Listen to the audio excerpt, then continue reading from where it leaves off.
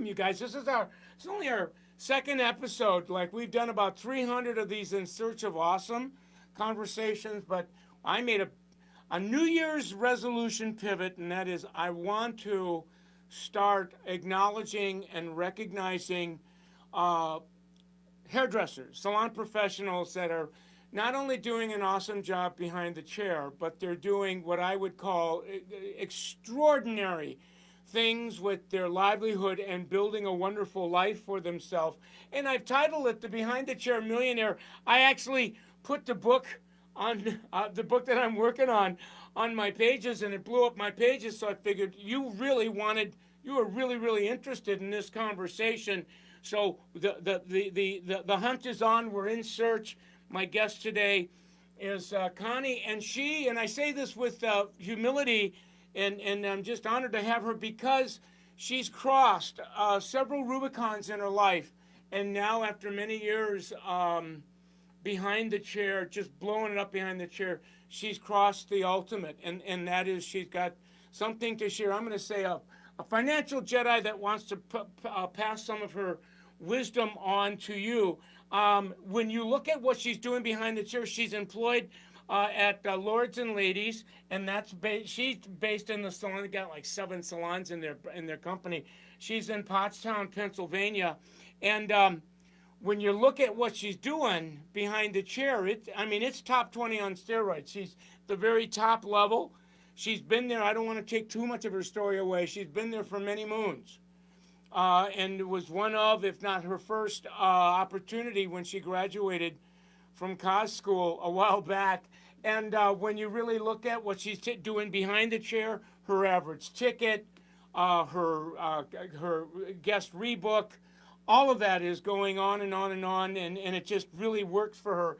So in addition to that, she's also taking the path to what I would call milk and honey. And she follows the 4 diamonds. And those of you that are follow my work know that the 4 rule mindset really is on a regular basis behind the chair every day.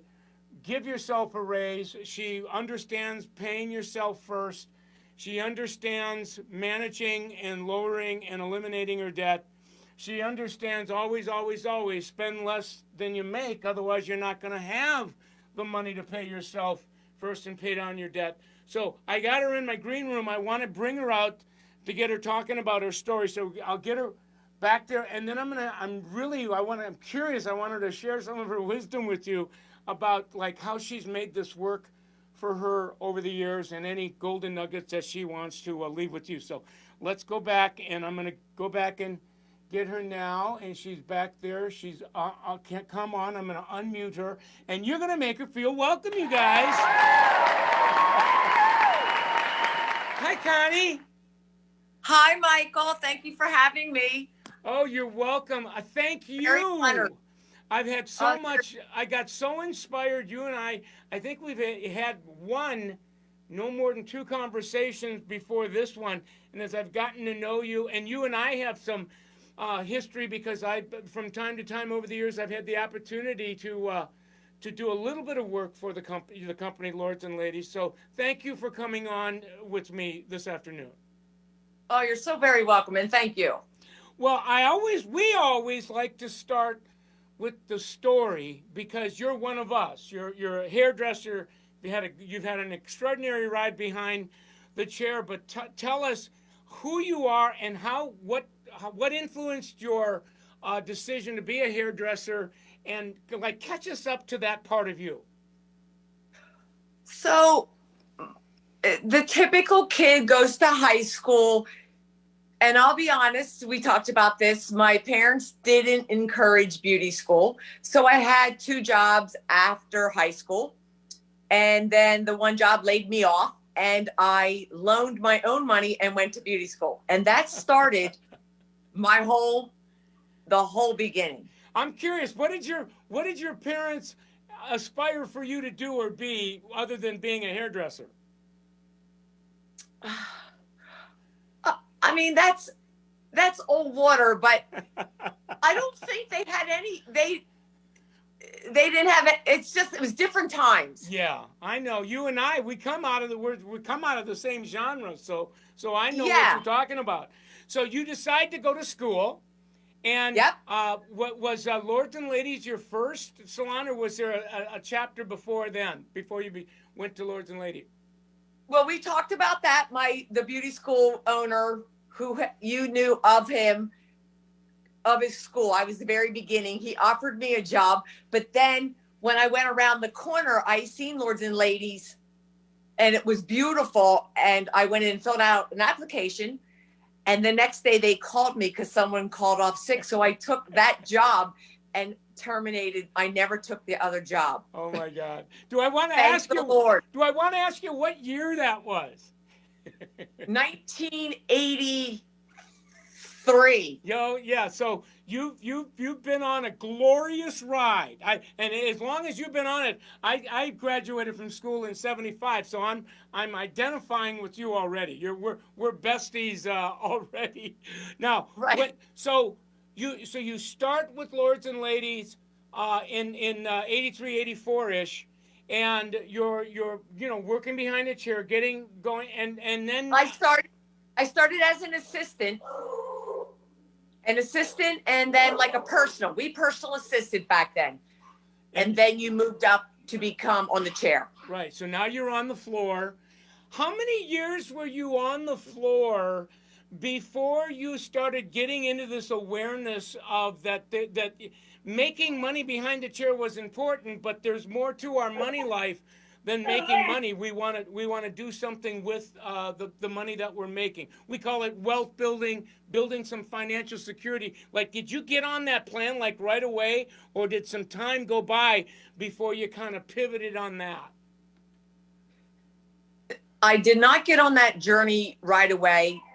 I would say because maybe the typical kid, you were not focused, and the opportunity wasn't there. I didn't get on that plan until we implemented a 401k. So I was probably in my 30s, late 30s when that started.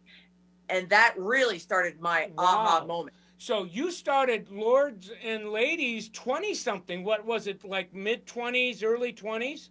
I was about 21, 22. Oh, wow. So you were behind the chair for a number of years, kind of, I call it the typical ordinary, do a lot of hair, make a lot of money. But Lords and Ladies launched this 401k, and you're now 30 something, mid 30s, and all of a sudden that's introduced to you.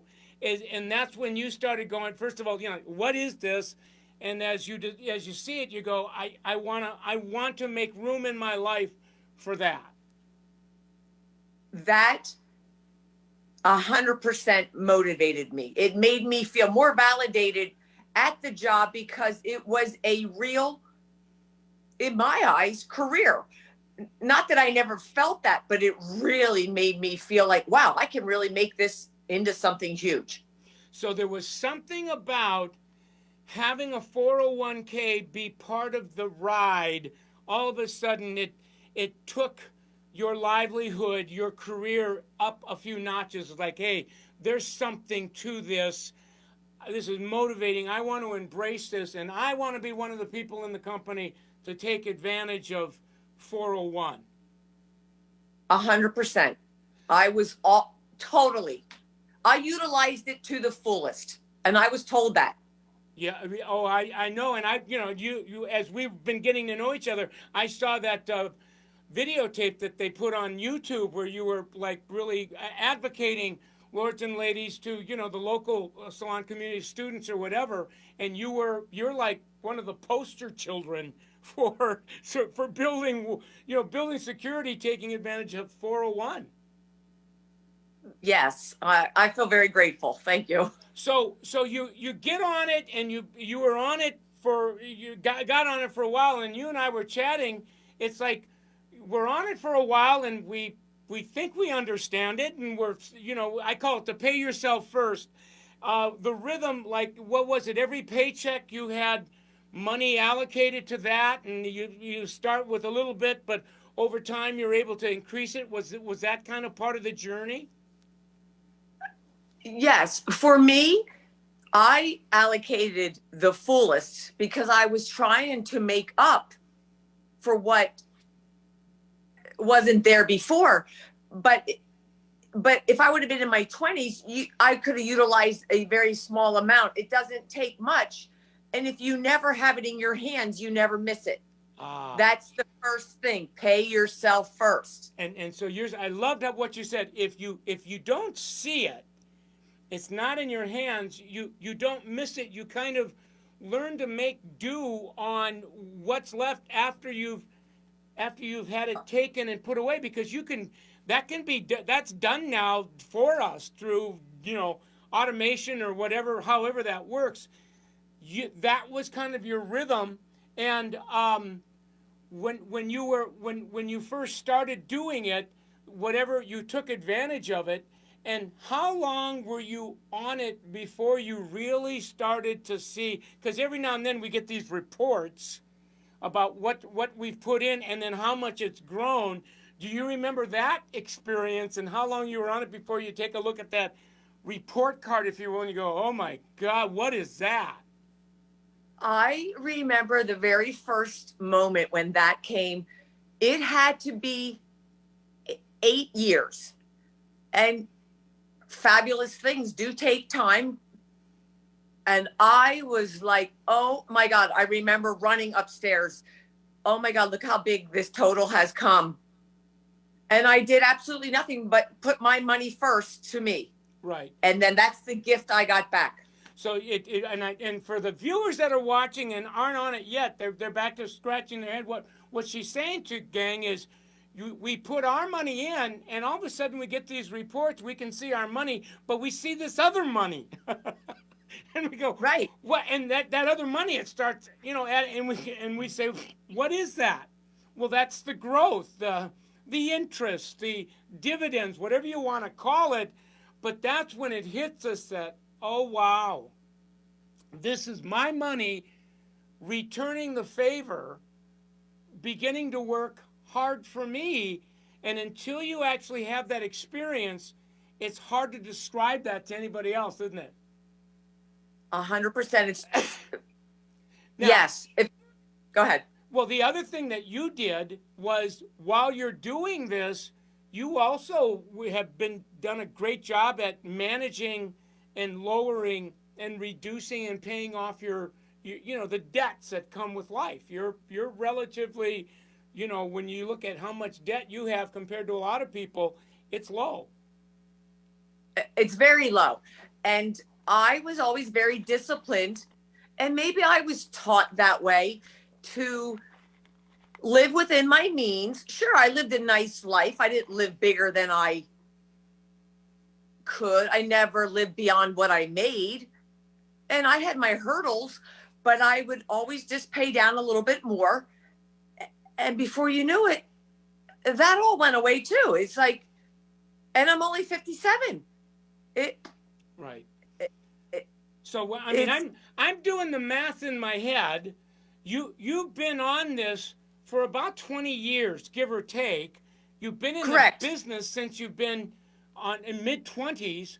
So this has happened for you, relatively speaking, pretty quickly. You look back, you go, what? How could I, once upon a time I was here, and now I'm here. You've crossed Rubicons that few people won't even come close to. But they really can. Yes. If they make that mindset, just to change a little bit, just a little bit at a time, the littlest thing. And that is always what I love to do to help somebody. You don't have to go mountains. You just need to take the discipline of a little thing. And then your whole world will open up. Right. Oh yeah. I mean, we both are kind of in those waters, and we talk about this with gratitude and humility. It's not grandiosity. As a matter of fact, we're a little bit reluctant as to how open we want to be with it, because it's not a secret, but it's private, and it's something that you kind of keep close. Yeah, I'm very humbled and I'm very grateful. but I've earned it and I worked so hard. So Yes. I do deserve it. I Yeah. do really believe that. Yes. And you and I were chatting. You got started, really, you made the pivot in your 30s, as did I. And if we both kind of look back and we go, where would we be had we done this in our 20s? Wow. Wow. Yes. Wow. Yes. So and I don't want to get into too much of the strategy, because I teach that, and people can watch my videos and stuff about, like, how did you do this, and those questions are kind of mechanical, the step 1, 2, 3. But this conversation is important because it takes kind of a change in attitude. We're moving from being kind of haphazard with our money to something much, much more structured, intentional. And it's not that our standard of living changes. I'm looking at where you're sitting. It looks like you're sitting in a beautiful room in your beautiful home. So it's not like you have to, eat wiener water soup for 40 years. You can have a great life for yourself. So what would you say to somebody that is watching this today, or will be watching this as it lives on my page, that isn't where you're at, is kind of where you used to be, but they're looking at you, listening to you, identifying with you, and they're going, gee, I wonder if I did that, would that be possible for me? What might you say to them that would flip them into this, we'll call it the golden path? So my advice, and I truly mean this, is it doesn't take much. It just takes discipline. I would always look at each client as a gift, because they are a gift and everyone is important. But to try to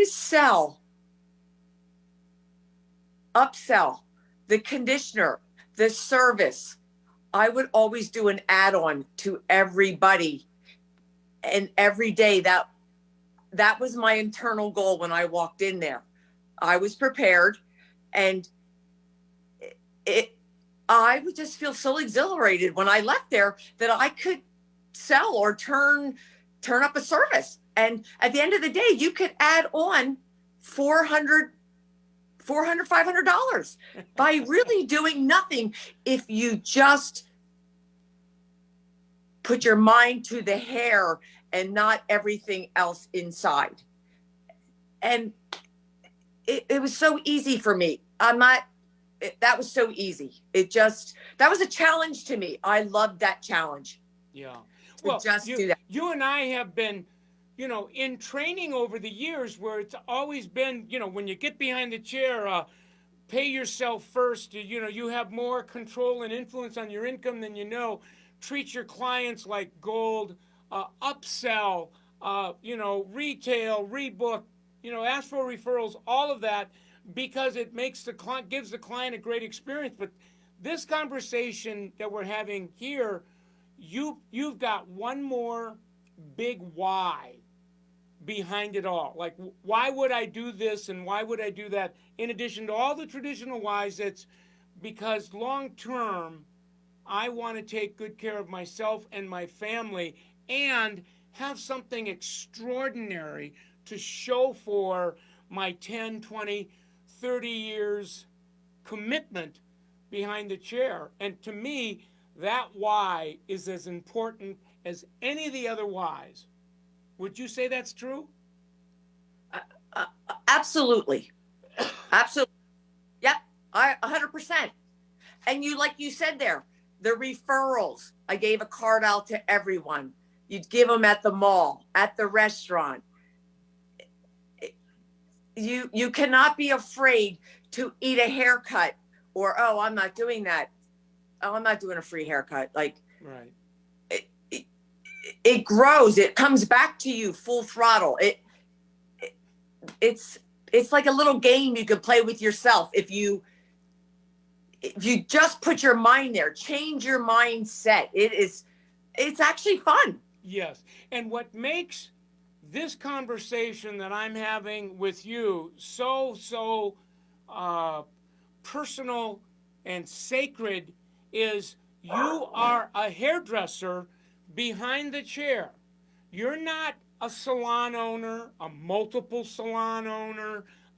You're you're a professional salon behind the chair, and there's a lot of hairdressers that are going, oh, there's no way I could ever have a life, a seven-figure net worth or great, because I'm just and you're going, well, no, you can, and I have. And so you're a vision of what's possible. You're not on your way. It's like you're there. You crossed that line already. Absolutely. Anybody can do that. That I 100% believe you can do it.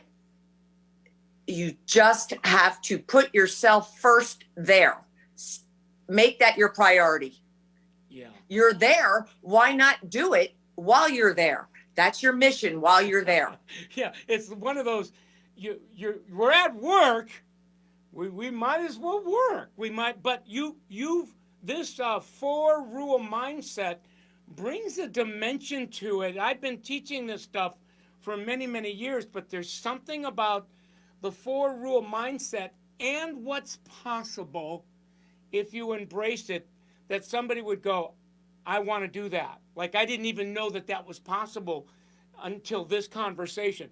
This interview that I'm doing with you right now, Connie, I'm going to make a prediction.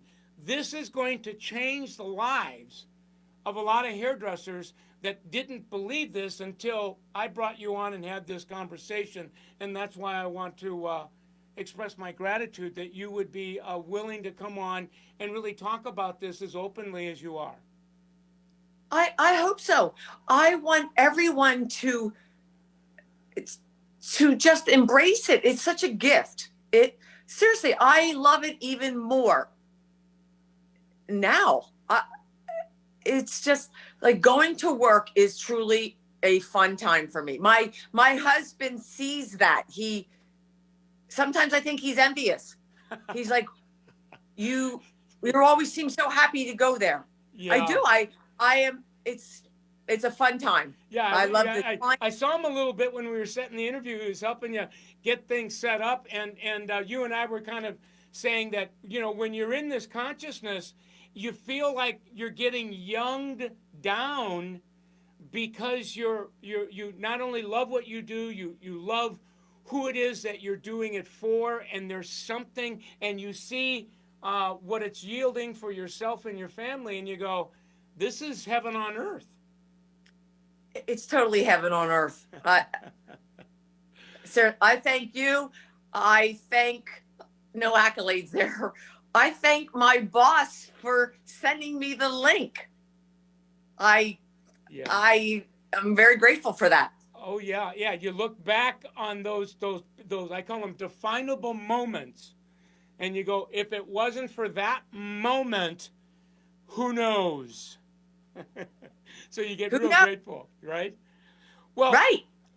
Listen, we're out of time, but promise me you'll come back for an encore, because I'm going to continue to build a community like this that shows what's possible, that in addition to being awesome hairdresser behind the chair, you can really learn how to use that and build the kind of lifestyle that we're talking about. So promise me you'll come back for an encore. Michael, I would be upset if you didn't invite me back. Okay, so that's a warning. So that means I'm going to. I was telling my wife today, I said, honey, I'm going to be talking to Connie. She's from Pennsylvania. She's an East Coaster. And I love people on the East Coast because you never leave a conversation wondering what's on their mind. That's very true. All right. Listen, I'm going to let you go. I love you. Say hi to all my homies at Lords and Ladies. And I'm going to spend a minute or so wrapping up the show, and we'll talk soon, my friend. Great. Thank you so much. All right. We're going to give it up for Connie one more time, you guys. Have a good day. Say hi to your hubby for me, too, will ya? I will. All right. Wow. You guys.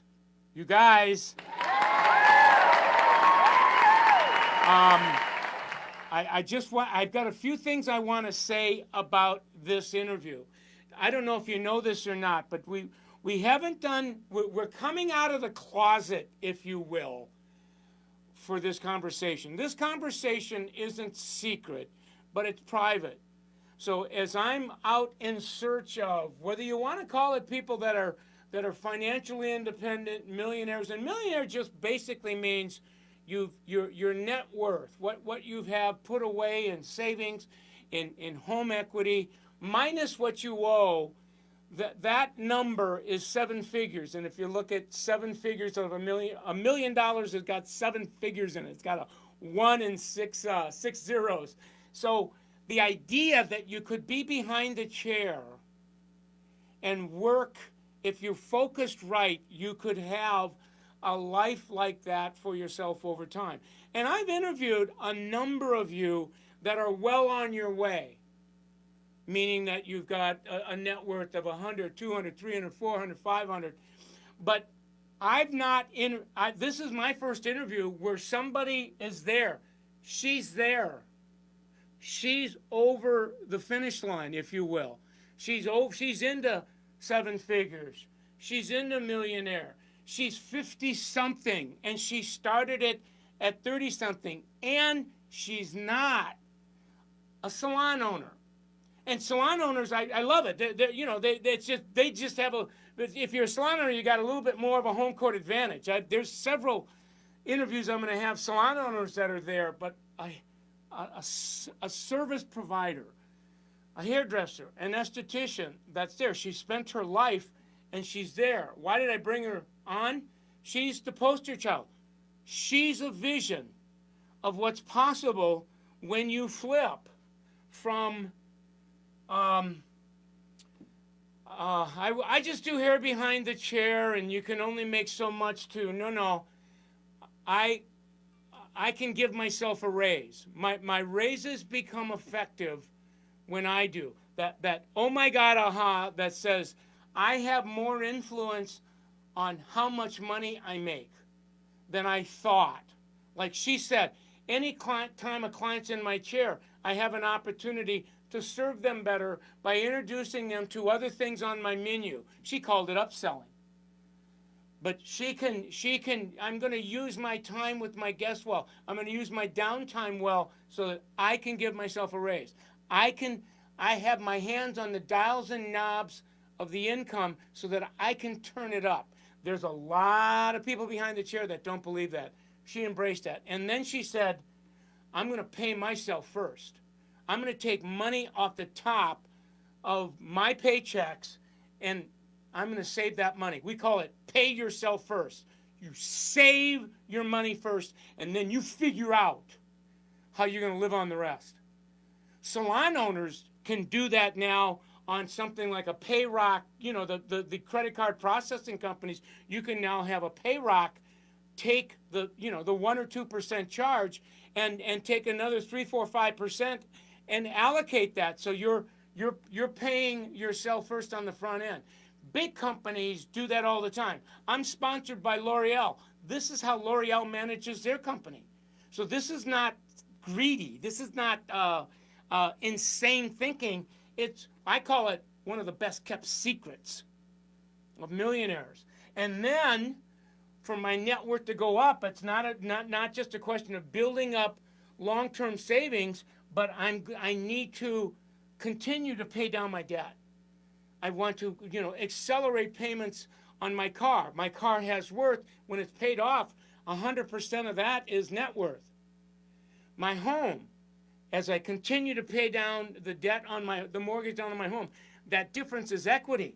That I add that to my worth. I owe no one. When you're debt-free, you're kind of half rich. And then the biggie, I must, the 11th commandment, thou shalt spend less than you make. Because if you don't spend less than you make, you don't have the money to pay yourself first and pay yourself down. I would argue all day long, this is not only a very different way of managing your money. How you manage your money is how you manage your life. I'm going to say it again. How you manage your money is how you manage your life. This is a very different way of managing your income. A very different way of managing your income. Most people behind the chair not only manage their income different than this, it's opposite. I'm going to make what I can. We'll see. I sure hope it's busy today. So, you know, my raises depend on, is it busy or is it not? I'm not going to spend less than, I'm going to spend it all or spend more than I make, because I can use my credit cards to finance that difference, and then I won't worry about paying it off right away. And that I'm not putting that down. I'm saying that would be a 1.0 version of this. And Connie was on that way. I was on that way. Many people on that way. But the people that become millionaires, they pivot. And I'll always ask one of my millionaires or somebody that's on the way to be a millionaire, when did you pivot? When did you pivot from I owed off to work I go to, you know, you only live once, you only go around once in life, to this? Because this 10, and she's only been on it 20 years, and she went over the 7-figure Rubicon. So a beautiful, beautiful thing. Good. So we're out of time. If you like this, I'm going to continue every week. I'm going to bring another millionaire on, or somebody that's on their way to being a millionaire. My guest last week, Caitlin, she's like 30% there, and she knows she's only 33, but she knows she's going to cross the Rubicon at like 44, 45. So Connie, it took Connie 20 years. Caitlin, it'll probably going to take her 15 or 16. So she, you know, she's got relatively young and still have a great life. Options for yourself that you would not have if you weren't there. So you can see I'm wearing my L'Oreal, powered by L'Oreal Salon Emotion. This whole conversation is brought to you by them. And because they fund, they're like I get grant money from them. They're like the foundation that I write a grant proposal to. They give me grant money, and I can bring this to you. So they're saying, Michael, continue to build this community of Behind the Chair Millionaire, or in that same community, whoever aspires to be. So you're going to see me launch real soon here a private Facebook community page for people that are on this conversation. So please, please, please use their brands to the degree you use them. They know that you're saying thank you for that, and they'll continue to give me the fuel resource I need to bring this conversation. So great conversation. I'm going to let you get back to work. Stay in touch with me. And tomorrow night, I will have the third Behind the Chair Millionaire that I'll be interviewing tomorrow night for my Facebook Live. So if you like this, you're going to love what I have for you tomorrow night. So give it up one more time. And I'll see you tomorrow night.